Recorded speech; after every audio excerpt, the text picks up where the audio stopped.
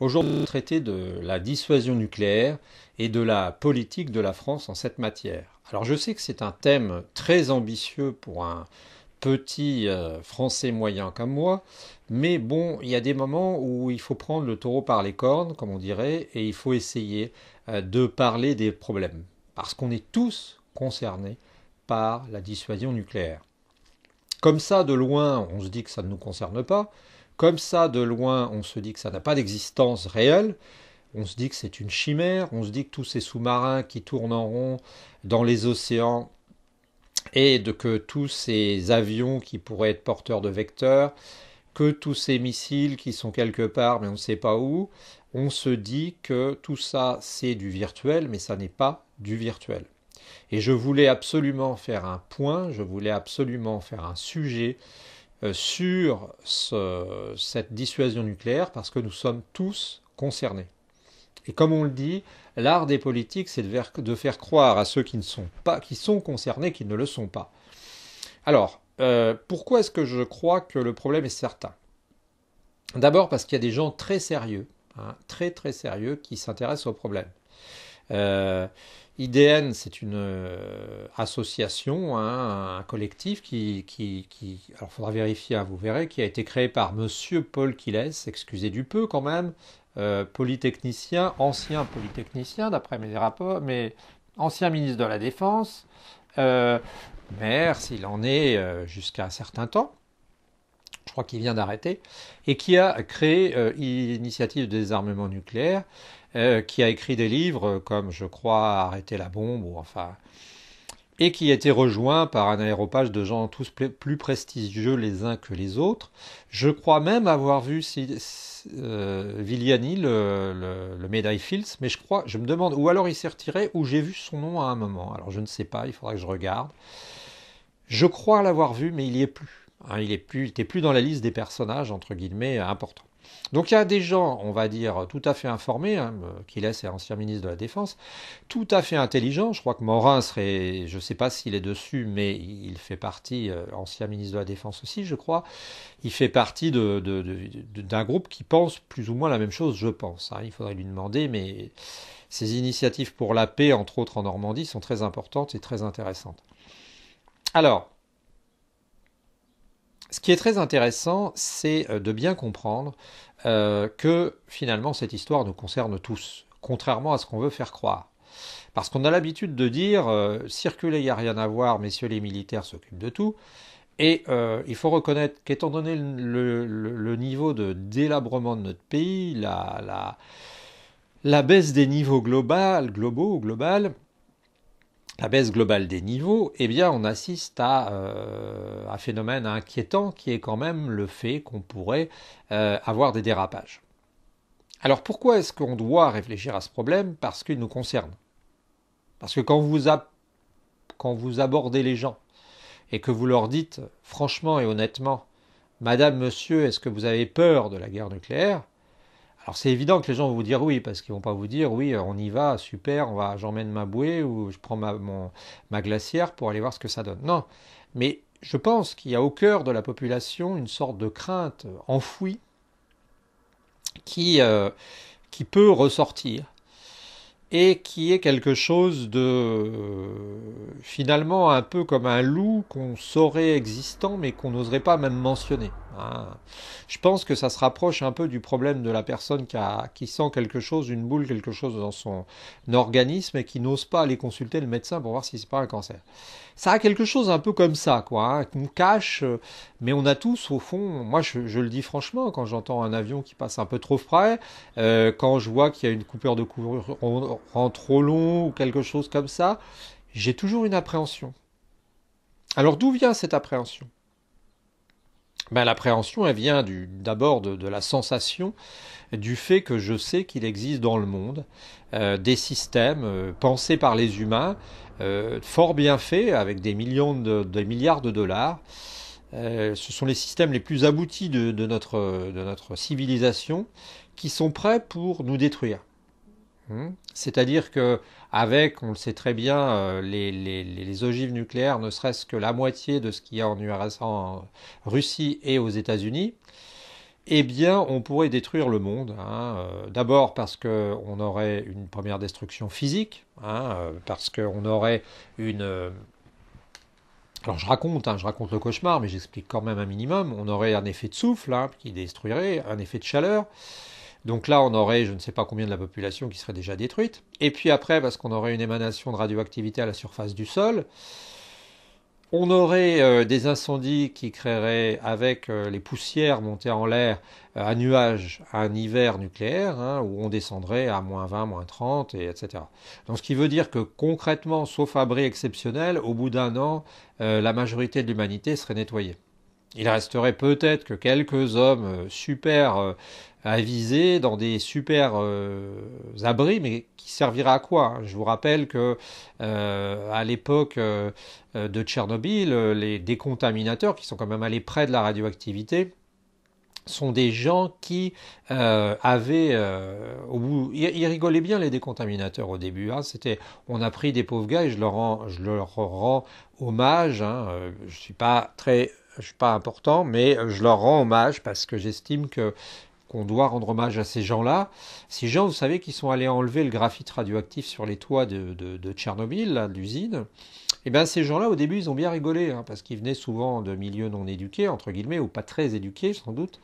Et ces décontaminateurs qu'on a habilement masqués, fait cacher, je veux dire au niveau des chiffres, hein, puisqu'on ne sait pas trop qui faisait quoi, on les a fait circuler, eh bien, ils rigolaient bien au début, hein, parce que c'était un ennemi invisible, hein. C'est-à-dire que pour eux, bah, quand ils voyaient la radioactivité, ça leur disait rien.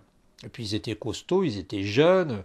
Alors ils sentaient quand même que quand ils allaient au feu, ça les fatiguait, mais bon, somme toute, je rappelle qu'à toute phase utile, qu'il y avait quand même sur les photos des impacts de, alors je sais pas si c'est c'est des rayons X, hein, donc de particules, hein, donc on était quand même dans le fort là. Et donc quelques mois plus tard, malheureusement, ces pauvres jeunes se sont retrouvés avec des jambes qui ont enflé. Ça commençait par les jambes, je crois, des plaies purulentes qui finissaient par les tuer. Il n'en est resté que très peu. Donc c'est pas une rigolade. Donc une guerre nucléaire ne sera en aucun cas une rigolade, ni même une guerre partielle nucléaire, parce qu'on peut penser qu'il y aurait très peu de possibilités pour que l'enchaînement s'arrête. Alors pourquoi est-ce que je dis qu'il faut y réfléchir? Parce qu'on peut malheureusement être confronté à ça euh, avec, dans deux cas, dirons-nous, réalisables. Premier cas, c'est le cas d'une incompétence. Et là, la compétence étant la norme actuelle, quand on voit comment sont gérées les affaires économiques, les affaires politiques, les affaires sanitaires, alors on se rend compte que ça peut toujours être la même chose dans le militaire, hein. Et donc, il peut arriver à un dérapage. Je vous rappelle qu'à deux ou trois occasions, ça a chauffé.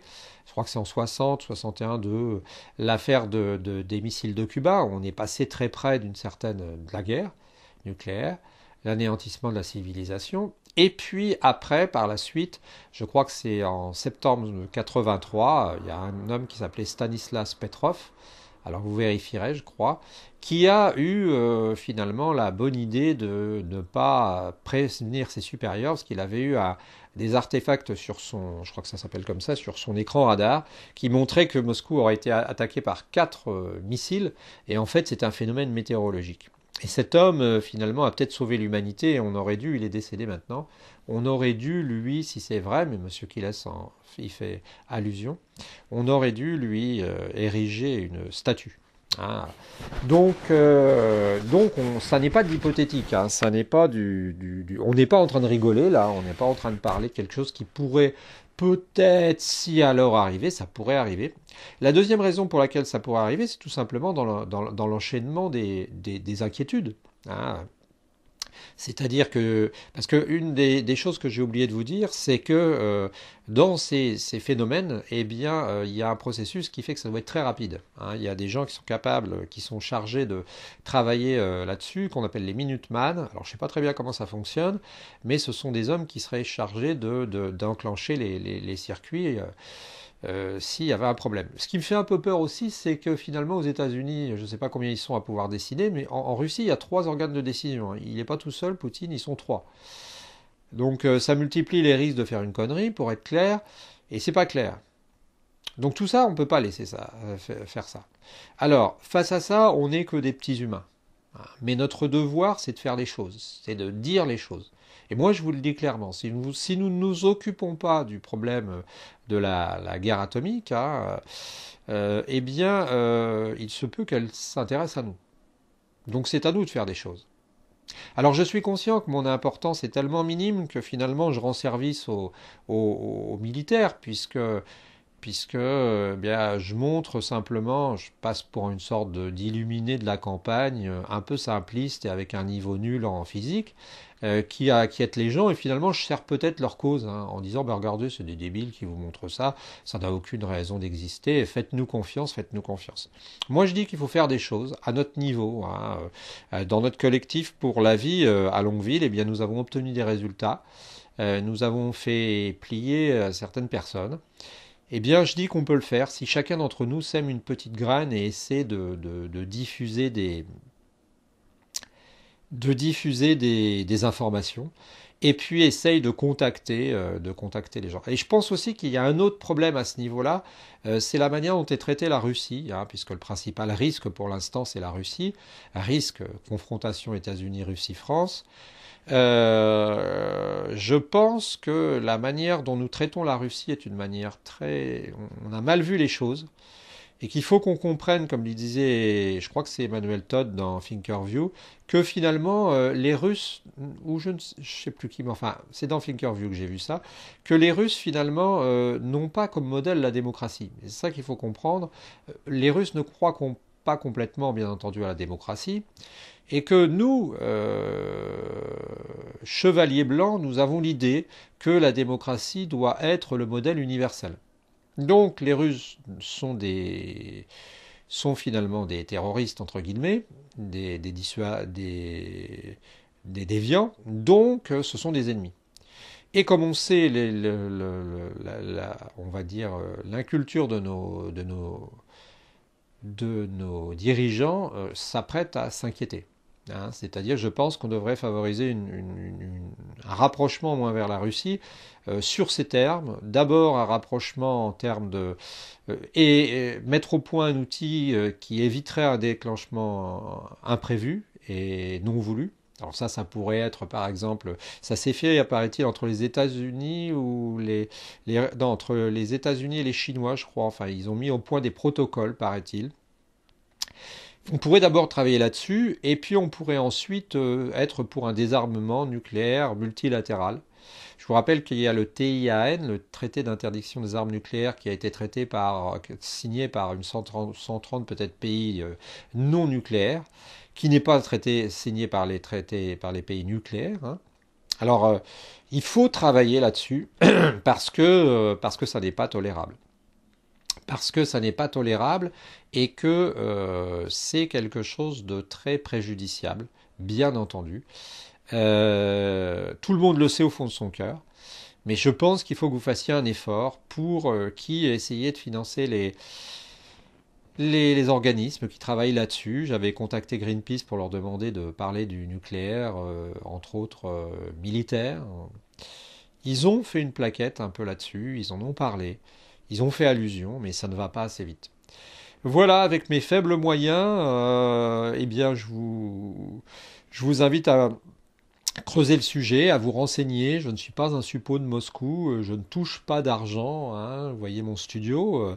Simplement, je pense qu'il faut qu'on reconsidère les choses et qu'on est dans une situation où il faut absolument, absolument agir. Hein, agir et vivre enfin, hein, voilà. Bon, bah, je vous souhaite une bonne journée. J'espère que vous pourrez, si vous avez été sensible à cette cause, eh bien, mettre un pouce pour nous aider à être référencés, parce que là, c'est pas de la rigolade, le sujet est sérieux et grave. Et puis, vous abonner, ça peut toujours nous aider. Réagissez, commentez, apportez-nous vos informations, ça m'intéresse beaucoup, vos ressentis, hein, surtout.